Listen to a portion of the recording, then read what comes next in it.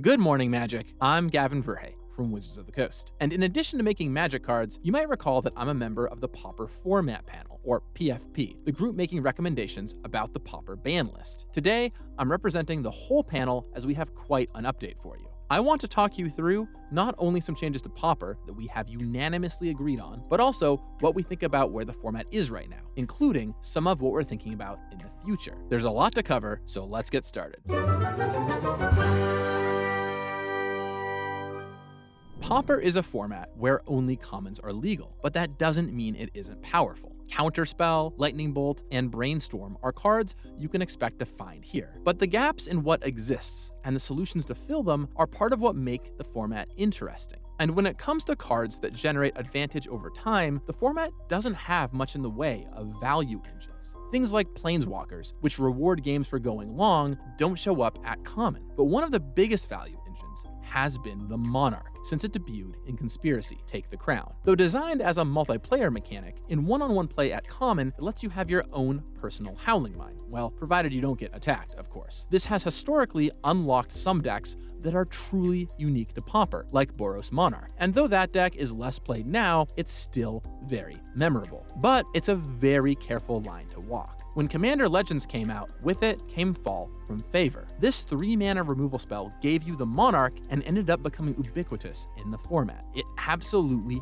had to be banned. Many would say there's something cool about having Monarch, but certainly not cool when it's as strong as Fall from Favor. Now, let's flash forward to Commander Legends Battle for Baldur's Gate. The set showed up and had the initiative mechanic. This functions in a similar way to Monarch, with a different path of rewards. Immediately, it caught Pauper players' eye. While it wasn't available on Magic Online right away for logistical reasons, it started showing up in real-life events, and the feedback was generally positive about the mechanic. Several cited it as potentially even more fun than the Monarch. Eventually, after enough notes from players and enough evidence it would be a piece of the format, the Magic Online team, hats off to them, managed to get it into Magic Online. This was about 2.5 weeks ago. Now, up until this point, things were pretty positive about the initiative. However, one thing about appearing on Magic Online is that the cards get pushed to their limits practically overnight. It goes from appearing in some local Pauper events around the world on the weekends to leagues running around the clock. And in Initiative's case, that meant going from something new and cool that showed up a little to something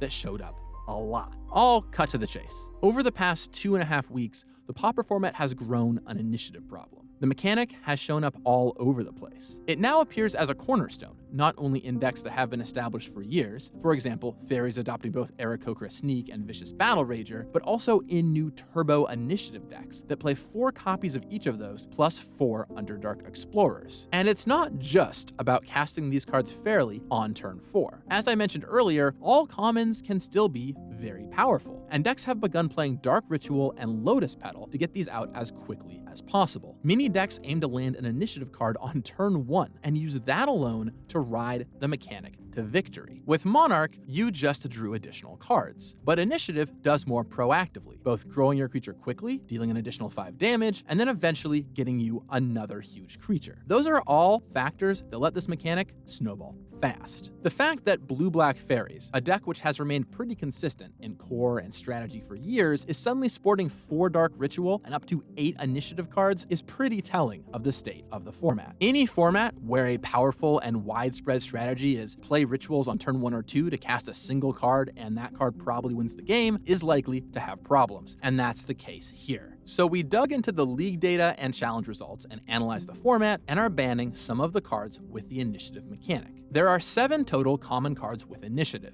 We have spent a lot of time discussing the fate of these 7 cards. Let me walk you through it. The first point of discussion: should we just ban all 7 of these cards? We talked about this a lot, and our conclusion was no, for now. In the same way Monarch has added texture to the format, it's possible a small amount of initiative being in the format actually will create decks and open up strategies. We even all saw this happen in real time. When the format had a small amount of initiative, when it was only available in paper, it was generally cited as fun and enjoyable. It wasn't until it was moved online and was pushed everywhere that it became an issue. However, after today's updates, we aren't afraid to come back in and ban more cards, or even all of them, if we need to. We want to strip out the ones we believe are the most likely to cause problems and then see what the format looks like. We are hoping initiative shows up some, but is not everywhere. So let's talk about accomplishing that. We talked a lot about which ones to go and the appropriate amount of mana to spend to get the initiative, and we decided to draw a line with the mechanic. Our line is this: no initiative creatures that cost 4 mana. Especially given the presence of cards like Dark Ritual, 4 is easier to hit, and even in fair decks, that one turn between 4 and 5 really does make a large difference. This hit Aarakocra Sneak, Vicious Battle Rager, and Stirring Bard. The first two make a lot of sense and are clearly part of the problem here. Stirring Bard we talked about a lot. As a 0/4 defender, it wasn't seeing a ton of play yet,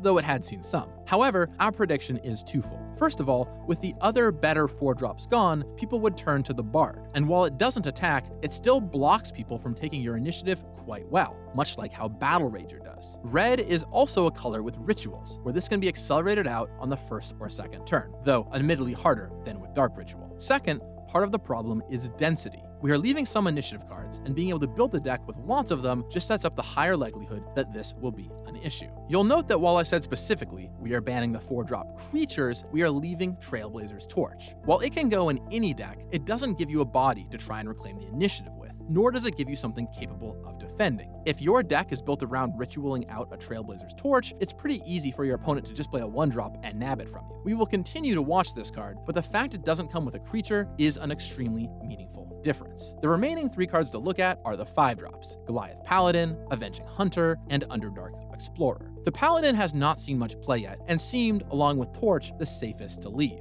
It has no form of evasion itself. White is a color which could probably use this effect fairly if it showed up anywhere. We decided to leave this one alone. Next up is Underdark Explorer. This one has already been a problem, though part of it is a density issue. We talked about if this one should stay or go a great deal. The menace is also very hard to deal with by blocking. Even if you have something like Death Touch, you can't deal with this 5/3 that quickly grows into a 7/5 off the initiative. Ultimately though, perhaps the biggest strike against it is that it's in the same color as Dark Ritual. Any opening hand containing 2 Dark Rituals and this card is likely to just entirely end the game, unless they have a Lightning Bolt immediately. Given that part of our goal is to reduce initiative and these kinds of non-interactive openings, we decided to ban Explorer at this time. Last up is Avenging Hunter. This is likely the card we debated on the most. On stats alone, it is stronger than Underdark Explorer, but a lot of this card is context. It's green, not black, so you need a really phenomenal Lotus Petal draw to get this out on the first turn.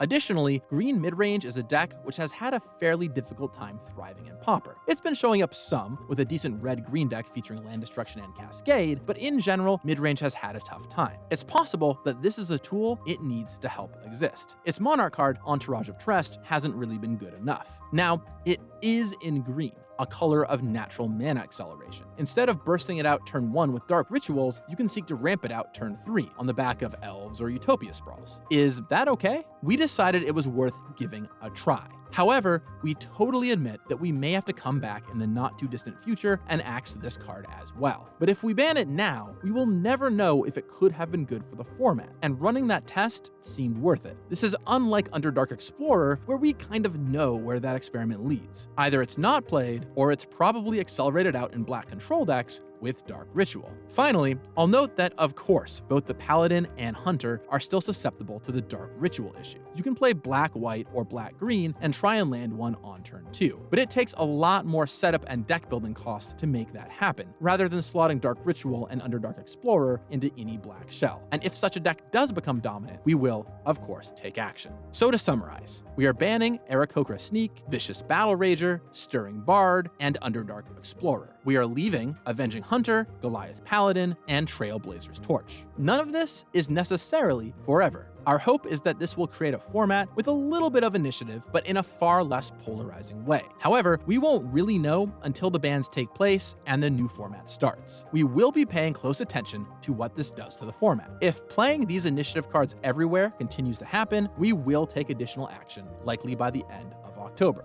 I have 2 other things I want to talk about today while we're here giving an update. The first is Affinity. We've banned multiple cards out of this deck in the past year, and it continues to show up in considerable numbers. I know in the community there have been a lot of requests for us to take a look at this deck. So we did. We looked into how it was doing and if we should ban a card. We looked at the data of not only the current format, but also the pre-initiative format as well, since initiative has certainly skewed things. And what we found is, while it is one of the most popular decks, it doesn't have a win rate out of line with other successful decks in the format. Its non-mirror win rate isn't even much above 50%. Now, we do respect that some of that could be, in part, because many players are packing hate cards for Affinity to keep it in line. However, the same is true for several other top decks. We are not taking action at this time, but we will continue to watch Affinity closely and see how it looks going forward. We know it's a highly played deck and a major topic. Finally, there's one more thing I wanted to bring up to the community. It's a little atypical to bring you in as closely into a future banning discussion as I'm about to do, but I feel it's very important to understand how the community feels, and I really wanted to open up the discussion. The initiative has some problematic pieces on its own, yes, but perhaps the biggest problems were it coming down early off a ritual and completely ending the game. If you look at Magic history, there was a point where we spent years not banning Dark Ritual and banning other cards instead. But in the end, it was pretty clear the issue wasn't all on those cards. It was on Dark Ritual. In 2000, Dark Ritual was eventually banned and extended for enabling cards much too quickly. You might notice that when talking about the initiative, Dark Ritual came up a lot. In fact, that's a big reason why Underdark Explorer is banned while Avenging Hunter stayed. And if you look at Pauper over the past couple years, rituals have fueled other bans, like Galvanic Relay and Shatterstorm. During this discussion, we talked about banning Dark Ritual, but we held off for two major reasons. First, it was clear Initiative had problems outside of Dark Ritual. Even when played fairly, it was very strong. We didn't want to couple them together. Second, for many people, I believe Dark Ritual being legal in Pauper is important. Cards like this, which are commons that are extremely powerful and reminiscent of high-strength formats, are a cornerstone of what makes this format what it is. You get access to all of these powerful spells, many of which are nostalgic and beloved. Lightning Bolt, Brainstorm, and yes, Dark Ritual. I do think it's cool when decks like Storm show up some, as long as they don't show up too much anyway. Banning Dark Ritual would be a huge deal, as it's a semi-foundational card in the format. But we cannot deny the impact leaving Dark Ritual, as well as potentially other cards like it, legal has on the format. This will not be the last time we end up having an issue because of ritual effects. So we wanted to open it up to the community. What do you think? Should these kinds of effects be legal in Pauper? Do you like them existing? Or is it frustrating that they can cause non-games or cause cards like these to get banned? Please let us know in the comments down below. It will really weigh in on our future thinking for the format. So there you have it, the changes we're making to Pauper, and a couple updates. I'm excited to see what leagues look like after these changes. And if we do need to make any more short-term updates involving the initiative, you should hear from us by the end of October. I'll also note that this isn't in lieu of any changes being investigated to other formats. The team at Wizards is still monitoring those formats as usual, it's just that the PFP runs on their own cadence. So, when can you expect these changes to show up? Well, they will go live today on Magic Online around noon Pacific time. So dive in and start battling. On behalf of the entire PFP, thank you so much for all your feedback on the format, and we'll talk with you again soon. And until then, have fun playing Pauper. You got this. Going back to Legends and coming up with new designs for these guys. So, that's cool. All right. That's what we got. Tor, Wauki the Younger. Set that down over here. And then we got these 12 booster packs. We're just going to pull out of this box, set over to the side. Now, I've got a lot of comments, too, in the past about trying to put cards down, not just holding them in my hand, but they're kind of shaky or whatever. So we're going to try and do a